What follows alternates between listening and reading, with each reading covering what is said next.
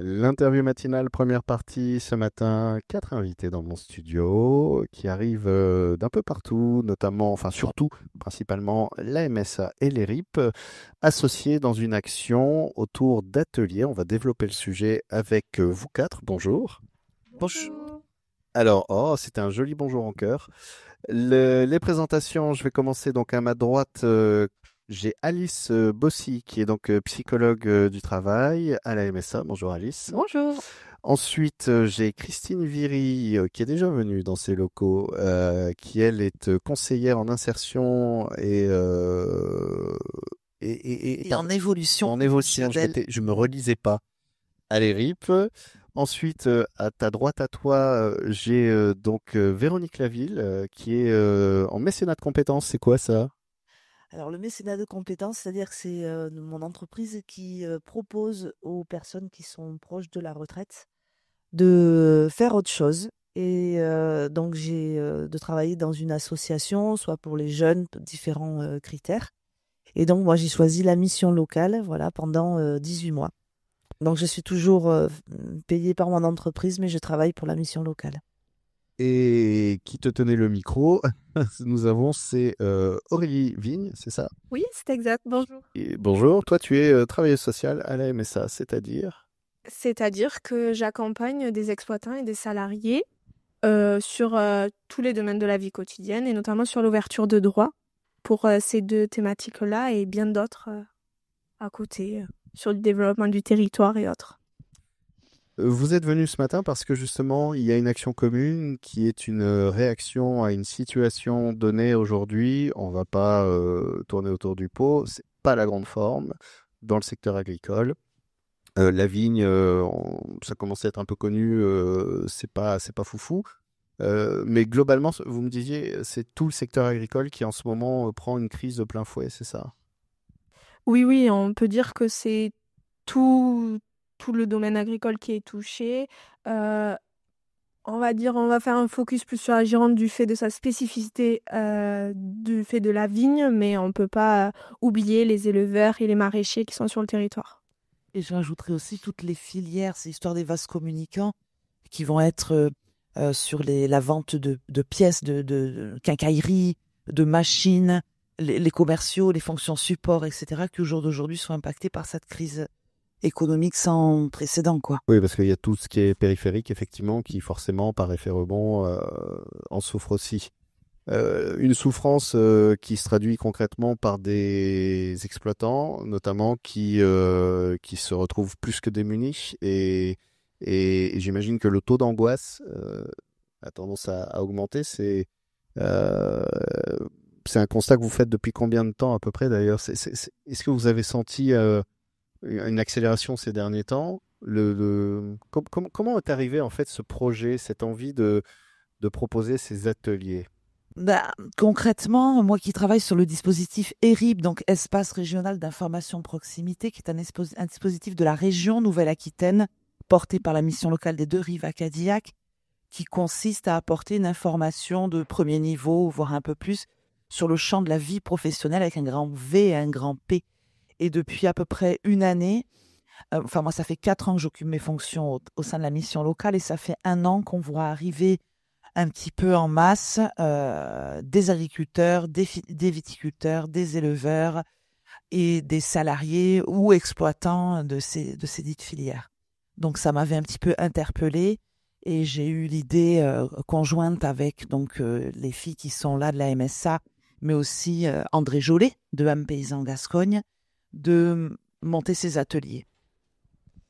Et parce que, en fait, pour accompagner les agriculteurs, au-delà des aides qui sont proposées et disponibles par la MSA et notamment des travailleuses sociales sur le territoire, le but, c'est de pouvoir créer vraiment des choses concrètes comme là, cet atelier, qui correspondent à des besoins sur un territoire précis. Et c'est du fait des demandes auprès de l'ERIP qu'on s'est rejoint, la MSA et l'ERIP, pour pouvoir apporter en fait aux agriculteurs et aux salariés agricoles des réponses et un accompagnement en fait qui leur est nécessaire en ce moment. C'est quoi la problématique justement? C'est pas juste une problématique financière, ce que j'imagine quand on est agriculteur, il y a aussi ce truc de dire, en fait, c'est très vaste. C'est-à-dire qu'il y a à la fois le problème de, bah tiens, je suis celui qui va faire que cette exploitation familiale intergénérationnelle s'arrête. Il y a aussi donc ces difficultés financières. Et puis la fameuse question qui arrive souvent en premier, c'est mais oui, mais moi je sais faire que ça. Enfin, c'est une palette très large de questionnements. Ben, en fait, oui, la souffrance, nous on dit toujours, elle est multifactorielle. Donc là, on peut parler de la crise économique qui a peut-être déclenché quelque chose en particulier, mais après, il y a tout ce qui va être aussi les difficultés sur l'exploitation, le fait qu'il y a un héritage familial souvent aussi, et des difficultés d'isolement des agriculteurs. Donc en fait, c'est toutes ces difficultés qui amènent à une souffrance générale. Et c'est tout ça qu'on essaye de prendre en compte, et d'où le fait de l'atelier où on essaye vraiment déjà de créer du lien entre les personnes, qui puissent se retrouver. On parle de pair aidance notamment, parce qu'il n'y a rien de mieux en fait que d'avoir quelqu'un qui a le même vécu que nous pour pouvoir s'entraider et se donner des idées. Et puis, il y a aussi le fait de pouvoir retravailler sur qui je suis en dehors de mon exploitation, justement.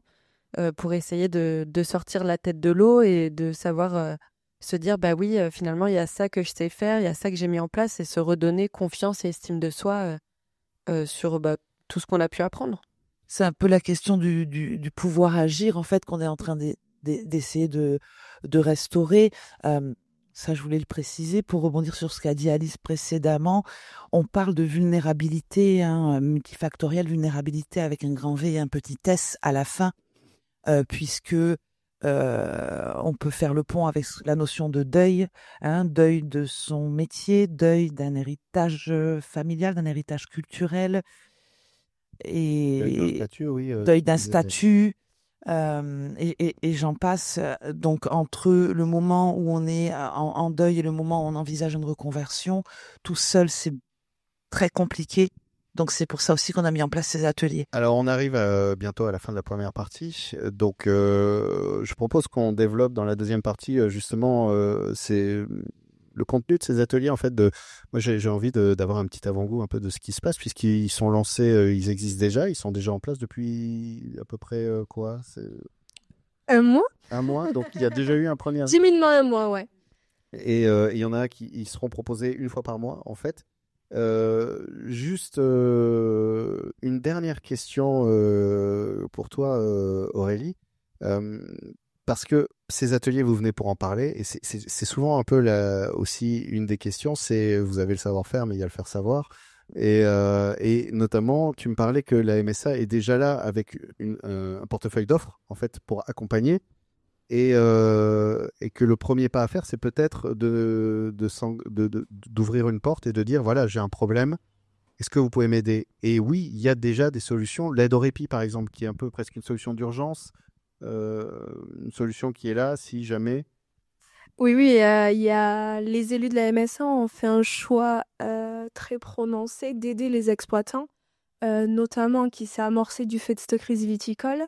Donc les élus ont orienté ces aides, donc l'aide au répit, sur plusieurs pôles, notamment sur le service de remplacement, qui vient en appui d'un épuisement professionnel ou d'une hausse d'activité au niveau de l'exploitation.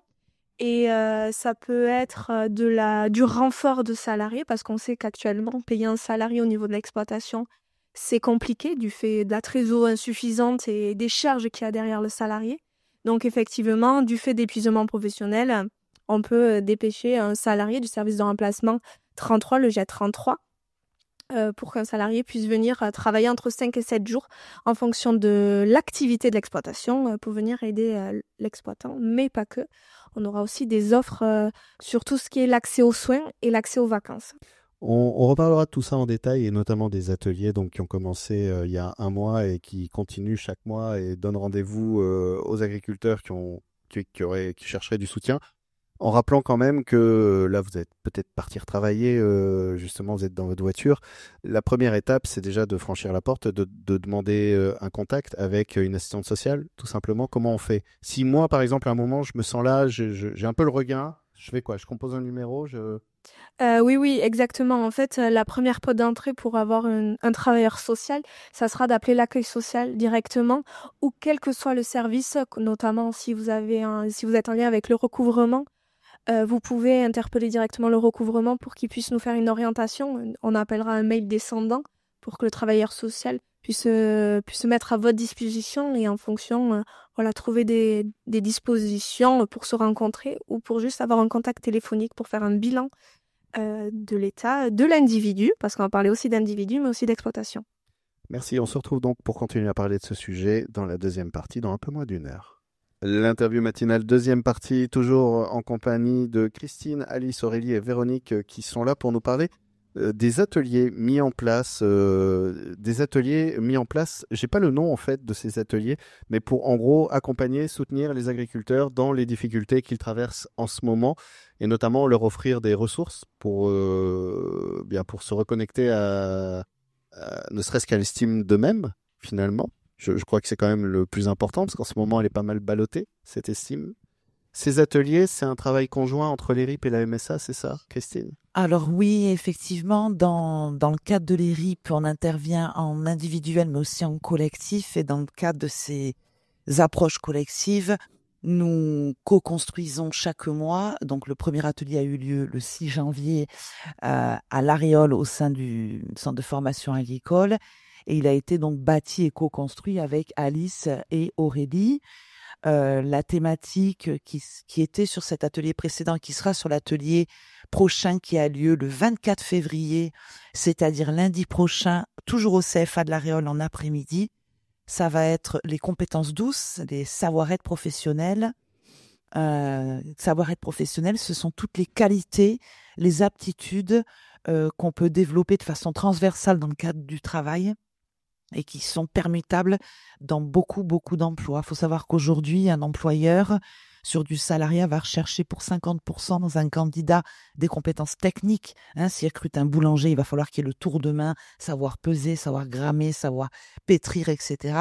Mais à 50%, il recrutera ce qu'on appelle des soft skills, les compétences douces, qui sont là de l'ordre comportemental, presque d'éducation, je ne sais pas comment le dire Oui, autrement. savoir être à l'heure, savoir être fiable, tenir ses engagements, être agréable. Et au travers donc de la valorisation de ces savoir-être, les personnes agriculteurs et viticulteurs qui sont présentes peuvent parler d'eux, du coup, plus peut-être d'un point de vue du champ personnel que professionnel, puisque les qualités, on les acquiert au travail, mais pas que. Et ça permet de délier les langues, de favoriser la prise de parole, de communiquer, et comme le disait si bien Aurélie ou Ali, je ne sais plus, de rompre une certaine forme d'isolement.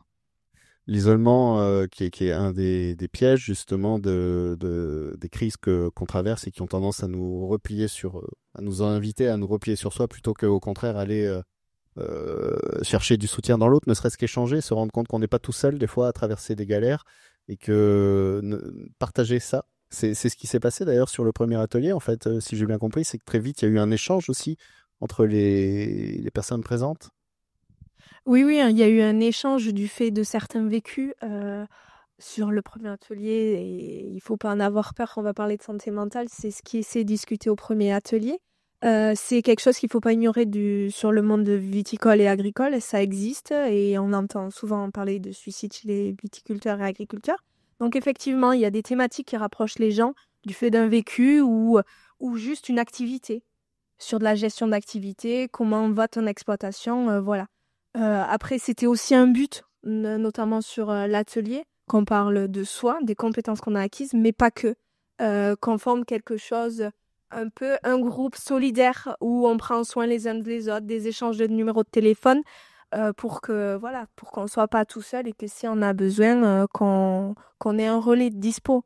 Parce que Christine, elle a son métier, j'ai le mien, et après, il y aura André Jolet et Catherine qui sont vraiment présentes, elles aussi, sur le territoire, et d'autres assos, Solidarité Paysanne notamment, et la Chambre, qui viennent en soutien de toutes ces actions, et qu'on invite. Il faut savoir que pour ces ateliers, il nous reste des places de disponibles, qu'on a communiqué bien évidemment au niveau des communautés de communes, au niveau des associations, au niveau des France Services, au niveau des élus, des maires, des chambres, de la FOC et j'en passe. Voilà, il nous reste des places. Alors, si vous nous entendez, n'hésitez pas à me contacter. Je me permets de laisser le numéro de téléphone. Tu fais bien parce que j'allais justement dire, voilà, lundi 24 février, il y a un atelier. Comment on s'y inscrit en fait? Alors, pour s'y inscrire, il suffit de contacter le standard de la mission locale au 05 57 98 02 98. 05 57 98 02 98, puisque les RIP est porté par la mission locale. Donc, cette action, pour s'y inscrire, il faut contacter la mission locale qui est située à Cadillac et le secrétariat procédera à votre inscription. L'atelier a donc lieu lundi 24 février après-midi de 13h30 à 16h30 au centre de formation agricole de l'Aréole situé place Saint-Michel. Le thème de cet atelier, c'est la connaissance de soi. Je vais faire le zouave un peu. Moi, je suis un gars. Moi, j'ai pas envie de savoir qui je suis. Moi, ce qui compte, c'est ce que je fais. Comment on invite les gens à aller vers eux et à essayer de se regarder un peu. Et la connaissance de soi, c'est un sujet délicat, non, un peu quand même. On a des outils, on a des exercices qui nous permettent déjà des brise-glaces. Ensuite, on a fait un exercice qui s'appelle Ma victoire, Ma victoire. Aurélie, je te laisse en parler. Ma victoire, qu'est-ce que c'est? On explique quelque chose qui nous a ému, qui nous a marqué sur notre vie et en fait, on le retranscrit à l'autre pour nous rendre fiers de ce qui a été acté. En exemple, moi, ça a été mon diplôme et l'arrivée en Gironde pour perpétuer une vision familiale, mais il y en a plein d'autres, ça sera différent. De Gironde. Non, je suis pas de Gironde. Non, moi je suis des Hautes-Pyrénées, dans le 65. Ah ouais, oula, c'est loin. J'ai fait une petite traversée au niveau de la Garonne, mais donc du coup c'était ça a été ma fierté. J'en suis très contente et ma famille est très contente que je sois arrivée en Gironde et au sein de la MSA. Mais après, ça sera d'autres perspectives, comme trouver de la formation pour une agricultrice. J'ai envie de poser cette question aussi. Et toi, alors, ta fierté, Christine, par exemple? Alors, moi, ma fierté, c'est que si tout va bien, en 2026, j'intègre un executive master à Sciences Po à Bordeaux sur la thématique des politiques publiques et des actions innovantes, des projets innovants en action sociale. Mais c'est pas encore fait. Mais c'est en bonne voie. Et on a Véronique à côté. Toi, ta fierté. Alors, elle a 2 micros carrément qui lui sont tendus. Parce qu'on a que 3 micros, donc ça circule. Mais moi, ma fierté, c'est d'avoir intégré la mission locale où je découvre plein de choses. Et faut pas hésiter à les appeler. Voilà. Et Alice, toi, du coup? Moi, je dirais ma fierté, c'est d'avoir su me retrouver et de faire quelque chose toujours avec du lien social et qui a du sens, d'avoir su garder cette trajectoire toujours. Voilà. Et mais je vous pose la question parce que pour être inspiré, on a besoin de gens qui sont inspirants et donc de savoir que ouais, chacun a cette petite lumière là qui brille et que on peut peut-être aller s'y connecter aussi le 24 février et puis sortir un peu des boucles en fait de l'auto-maltraitance aussi et parce que aller dans un atelier ça peut être intimidant. Vous avez quel retour d'ailleurs sur ces personnes qui viennent, qui franchissent les portes? On peut dire que le retour déjà du premier atelier était très très positif. On a fait un bilan effectivement très qui positif. était sur 99,9%. C'est un goût de reviens-y, quoi. Les gens ont envie de revenir et donc c'est gagné. Ils se sont sentis à l'aise dans l'atelier. Ça c'est important. Pas de tabou. Et puis volontairement cet atelier est convivial. On grignote toujours un petit quelque chose, on boit un petit coup de soft bien sûr. Et non institutionnel. Hein. On est dans un CFA, c'est neutre, on a une salle qui nous est réservée. Je remercie à cette occasion d'ailleurs Luc Soniac de nous mettre à disposition cette grande salle chauffée et agréable. Mais pour nous, cet atelier, les filles, vous allez me dire si vous me rejoignez, c'était une véritable réussite. Oui, je te rejoins tout à fait, Christine. C'était très intéressant déjà d'avoir le retour des exploitants. Ouais. exploitants et exploitantes, parce qu'on a beaucoup de femmes sur cet atelier, il faut le souligner quand même. Et effectivement, ce pôle de sources et de vision du territoire est intéressant aussi pour nous, pour pas qu'on ait des idées très peut-être préconçues sur la chose. Et en fait, on demande toujours à la fin quelle thématique, quelle activité ou quel atelier souhaiterait mettre en place. Et parce que nous, on a quand même beaucoup de moyens. On a beaucoup de moyens financiers et même humains, toutes les 4, parce qu'on est très volontaires pour cette thématique d'exploitants et exploitantes de mettre en œuvre. Donc, nous, on veut juste que voilà, tout n'émane pas de nous, mais qu'il y ait une force de proposition aussi des gens venant à l'atelier. On est bien sur le restaurer le pouvoir d'agir, comme on disait précédemment. Je vous remercie, on arrive déjà à la fin de la deuxième partie. Merci Mathieu. Donc, je rappelle que l'atelier Connaissance de soi, c'est le lundi 24 février. Pour vous inscrire, il y a encore quelques places. Vous pouvez appeler le 05 57 98 02 98 ou par mail pour ceux qui sont un peu timides du téléphone. Vous avez erip.sudgironde@gmail.com, donc erip, E-R-I-P, .sudgironde@gmail.com, ou encore Bossis Alice, donc Bossis, BO2SIS.alice, @msa33.msa.fr. Voilà, là vous avez toutes les clés en main. Allez parler, ne serait-ce que parler de vos difficultés, de vos questionnements dans un cercle autre que le cercle des proches, le cercle du quotidien. C'est déjà en soi vous offrir peut-être de changer d'angle, de changer d'axe et de vous faire au moins du bien et vous ressourcer en fait pour continuer ce chemin ou un autre. Merci. Merci Mathieu.